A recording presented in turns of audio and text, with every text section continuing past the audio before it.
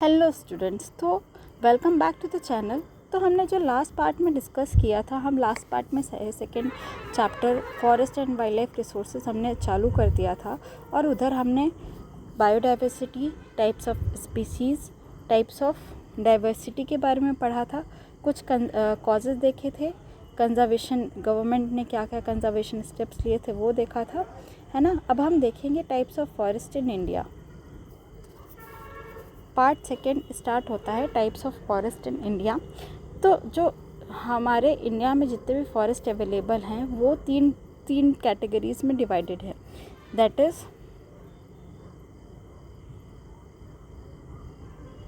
Reserve forest. तो जो types of forest है इंडिया में वो तीन तरीके से क्लासिफाइड हैं: रिजर्व फॉरेस्ट, प्रोटेक्टेड फॉरेस्ट और अनक्लास्ड फॉरेस्ट।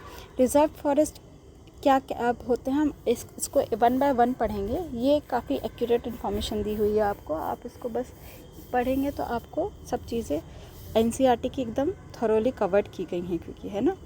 तो रिज़र्व फॉरेस्ट क्या है? मोस्ट प्रोटेक्टेड कैटेगरी है फॉरेस्ट की। मतलब ये जो फॉरेस्ट है सबसे ज़्यादा प्रिजर्व्ड है, सबसे ज़्यादा प्रोटेक्टेड है ना। इसमें कोई भी ह्यूमन एक्टिविटीज़ अलाउड नहीं है, इसमें ह्यूमन जाना ही अलाउड नहीं, ह्यूमंस को जाना ही अलाउड नहीं है। More than half of the Indian total forest land. अब जो जितना भी इंडिया में जितने भी फॉरेस्ट लैंड अवेलेबल है उसमें से आधे से ज़्यादा जो भी फॉरेस्ट हैं वो रिज़र्व फॉरेस्ट है ना। इसको हम परमानेंट फॉरेस्ट भी कहते हैं।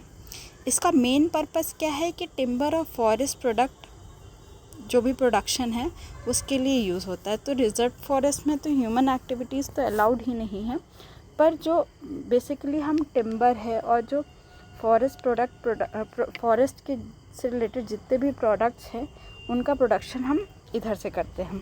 ये कहाँ कहाँ मेजरली पाए जाते हैं? तो मध्य प्रदेश में सबसे ज़्यादा शेयर है रिजर्व फॉरेस्ट का। तो जम्मू कश्मीर, आंध्र प्रदेश, उत्तराखंड, केरला, तमिलनाडु, वेस्ट बंगाल, महाराष्ट्र। फिर उसके बाद है प्रोटेक्टेड फॉरेस्ट। तो प्रोटेक्टेड फॉरेस्ट क्या है? उसमें लिमिटेड ह्यूमन एक्टिविटी अलाउ होती है। और हाँ, ये आप देख सकते हैं यहाँ पे कि ये बहुत ज़्यादा घना हुआ जंगल रहता है, बहुत ज़्यादा ट्रीज़ अवेलेबल होते हैं एकदम पास में, बहुत ज़्यादा। तो ह्यूमन का जाना ही पॉसिबल नहीं है, और मतलब जाएंगे तो मतलब जाने ही नहीं दिया जाता है। तो ये रिजर्व फॉरेस्ट होते हैं। फिर आ गया प्रोटेक्टेड फॉरेस्ट। प्रोटेक्टेड फॉरेस्ट में लिमिटेड ह्यूमन एक्टिविटीज़ हैं, ये भी जंगल ही होते हैं, पर यहाँ पे क्या है कि थोड़े बहुत ह्यूमंस जा सकते हैं। जैसे कि ये देखिए आप कुटिया बनी हुई है थोड़ी बहुत, और लोग लोकली थोड़ा बहुत घूम सकते हैं, मगर बेसिकली ट्राइबल वगैरह एरियाज जो होते हैं उधर होता है। तो cover about 1/3 of the forest land. अब जो जितना भी इंडिया में फॉरेस्ट लैंड अवेलेबल है उसमें 1/3 जो फॉरेस्ट हैं प्रोटेक्टेड फॉरेस्ट में है ना। इसमें protected to prevent further depletion. अब ये प्रोटेक्ट किए गए हैं, अब थोड़ा बहुत इंसानों ने इसको डिप्लीट कर दिया है, अब इसको प्रोटेक्ट करना है हमें ताकि फिर से और डिप्लीशन ना हो और ये जो पूरे फॉरेस्ट हैं वो क्लियर ना हो जाए। इस कारण हमें अब इसको बचा के रखना है। ये कहाँ कहाँ पाए जाते हैं? बिहार, हरियाणा, पंजाब, हिमाचल प्रदेश, उड़ीसा, राजस्थान।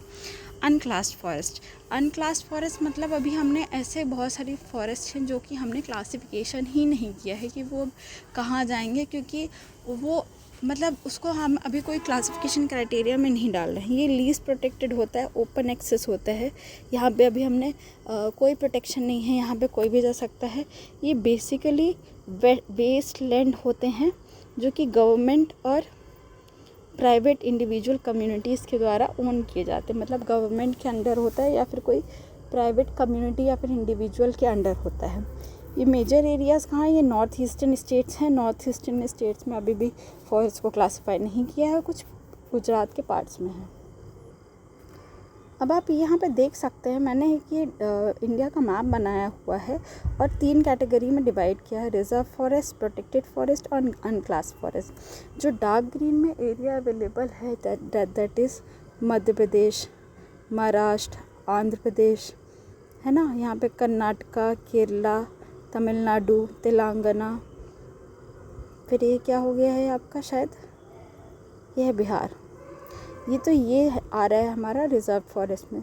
प्रोटेक्टेड फॉरेस्ट में हमारा उत्तर प्रदेश हो गया, यूपी हो गया, उत्तराखंड हो गया, यहाँ पे हिमाचल हो गया, पंजाब हो गया, छत्तीसगढ़ हो गया, ये सारे प्रोटेक्टेड फॉरेस्ट में हो गया। और अनक्लास्ड फॉरेस्ट राजस्थान है, जम्मू एंड कश्मीर है, नॉर्थ ईस्टर्न स्टेट्स हैं।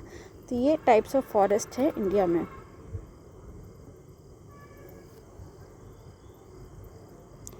अब रोल्स क्या है इंडिविजुअल का और कम्युनिटीज़ का कंजर्वेशन में। अब हमने तो बता दिया कि गवर्नमेंट ने तो बहुत सारे स्टेप्स ले लिए हैं कंजर्व करने के लिए, पर हमारा भी तो कुछ दायित्व बनता है कंजर्व करने का।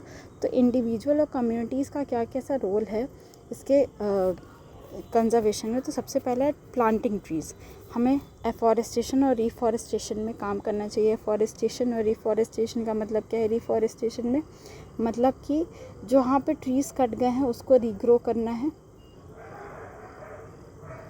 और एफॉरेस्टेशन मतलब ट्रीज़ लगाने हैं, है ना, ट्रीज़ ग्रो करने हैं, एक्चुअली ट्री ग्रो करना है। और ट्री रिफॉरेस्टेशन का मतलब फिर से उसको जो भी कट गए हैं उस एरिया में लगाना है। एफॉरेस्टेशन मतलब आपको ट्री लगाना है। Reducing paper and would conservation, paper और वुड कंजम्पशन का कम करना है ताकि फिर जो भी ट्रीज़ का ज़रूरत है वो कम होए। फिर इको फ्रेंडली और सस्टेनेबल प्रोडक्ट हम यूज़ करें।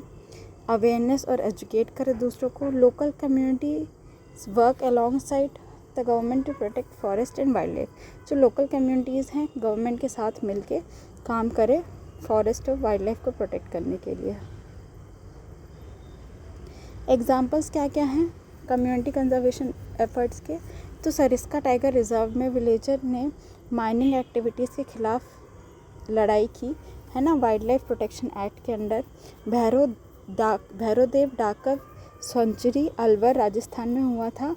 उधर विलेजर्स ने 1200 हेक्टेयर को प्रोटेक्टेड फॉरेस्ट खुद से ही डिक्लेयर कर दिया था। चिपको मूवमेंट मैंने आपको बता चुका है कि डिफॉरेस्टेशन हिमालय उत्तराखंड के एरिया में हो रहा था, तो लोग हक कर लिया था ट्रीज़ को। बीज बचाओ आंदोलन तहरी में हुआ था, जो कि ऑर्गेनिक फार्मिंग को और बायोडाइवर्सिटी कंजर्वेशन को प्रमोट करता है। फिर उसके बाद जॉइंट और कम्युनिटीज़ और प्रोग्राम्स क्या हुआ है? जॉइंट फॉरेस्ट मैनेजमेंट प्रोग्राम हुआ 1988 में। उसमें क्या होता था कि involves local community in managing and restoring forest. इसमें जो लोकल कम्युनिटीज़ थे उनको इन्वॉल्व किया जाता था ताकि फॉरेस्ट को मैनेज कर सके और रिस्टोर कर सके। उड़ीसा पहला स्टेट बना था इसको जॉइंट फॉरेस्ट मैनेजमेंट को इम्प्लीमेंट करने के लिए। Communities receive benefits like non-timber forest product and share harvested timber। तो जो भी कम्युनिटीज़ इस प्रोग्राम को सपोर्ट करती थी उनको भी कुछ बेनिफिट्स मिलते थे। कैसे मिलते थे? नॉन टिम्बर फॉरेस्ट प्रोडक्ट मिलते थे और एक हार्वेस्टेड टिम्बर का शेयर मिलता था। सेक्रेड ग्रुप्स मैंने आपको बताया था कि नेचर वर्शिप करना ताकि जो हमारा फॉरेस्ट कंजर्व रहे। तो बहुत सारी जो कम्युनिटीज़ हैं वो स्पेसिफिक ट्री को प्रोटेक्ट करते, फॉरेस्ट को, एनिमल को, कुछ ना कुछ उनका रिलीजियस बिलीफ जुड़ा होता है, तो वो उस ट्री को, फॉरेस्ट को, वाइल्ड लाइफ को, एनिमल को प्रोटेक्ट करते हैं, है ना। और ये एग्जांपल क्या है कि मुंडाज और Santhal worship mahua and kadamba tree. Bishnoi community protect black bucks and peacocks. तो आपने बिश्नोई कम्युनिटी आई थिंक के बारे में सुना होगा, न्यूज़ में बहुत आता रहता है। तो मुंडाज और संथाल जो हैं, मुंडा एक कम्युनिटी है, संथाल एक कम्युनिटी है, तो वो महुआ का पेड़ होता है और कादम्बा का पेड़ होता है, उसकी वर्शिप करते हैं। बिश्नोई कम्युनिटी है, ये हरियाणा और राजस्थान में आई थिंक पाई जाती है। ये ब्लैक बक्स जो होते हैं और पीकॉक्स होते हैं उनकी पूजा करते हैं और उनको प्रोटेक्ट करते हैं। तो की टेक अवे क्या है? To ensure long term success conservation efforts must be people centric, eco friendly and economical viable. तो अब हमें क्या है कि लॉन्ग टर्म सक्सेस चाहिए। हमें चाहिए कि जो हमारे फॉरेस्ट हैं, वाइल्ड लाइफ हैं, वो लॉन्ग टर्म के लिए अवेलेबल हो। उसके लिए हमें क्या करना पड़ेगा कि हमें जो कंजर्वेशन एफर्ट्स हैं वो मोस्टली लोगों के द्वारा किया जाए, इको फ्रेंडली होना चाहिए और इकोनॉमिकली फीजिबल होना चाहिए। अब हम एंड पार्ट में आते हैं कंक्लूजन में। तो कंक्लूजन क्या है कि वाइल्ड लाइफ और फॉरेस्ट जो हैं बहुत क्रूशियल है एनवायरमेंटल बैलेंस के लिए, पर जो ह्यूमन एक्टिविटीज़ हैं उन्होंने क्या कर दिया, लार्ज स्केल डिफॉरेस्टेशन कर दिया है, जिसके कारण क्या हो गया, जो भी डाइवर्स फॉर्म की स्पीसीज़ थी, ऑर्गेनिज़म थे, इन्वायरमेंट में थे, वो कुछ ना कुछ ख़त्म होते जा रहे हैं, कहीं वो मूव करते जा रहे हैं, उनको प्रॉपर इन्वायरमेंट ही नहीं मिल रहा है रहने के लिए, है ना। तो ये क्या हो गया, मैंने आपको पता है ह्यूमन एक्टिविटीज़ एक one of the most main reason है ये सब चीज़ों का। और conservation efforts at the government, community and individual levels are necessary for sustainable development. तो सस्टेनेबल डेवलपमेंट मैंने ऑलरेडी आपको बता दिया है कि सस्टेनेबल डेवलपमेंट का कॉन्सेप्ट क्या है, कि हमें जो इन्वायरमेंट की चीज़ों को प्रोटेक्ट करना है अपने लिए प्लस फ्यूचर जनरेशन्स के लिए, तो ताकि हम रिसोर्सेज का ऐसा यूज़ करना ताकि वो हमारे लिए और प्लस जो फ्यूचर जनरेशन के लिए वो भी प्रोटेक्टेड रहे, है ना। तो वो सस्टेनेबल डेवलपमेंट होता है। और कंजर्वेशन एफर्ट्स जो हैं गवर्नमेंट, कम्युनिटी और इंडिविजुअल हर तरीके से बहुत ज़रूरी है तो कंजर्व करने की।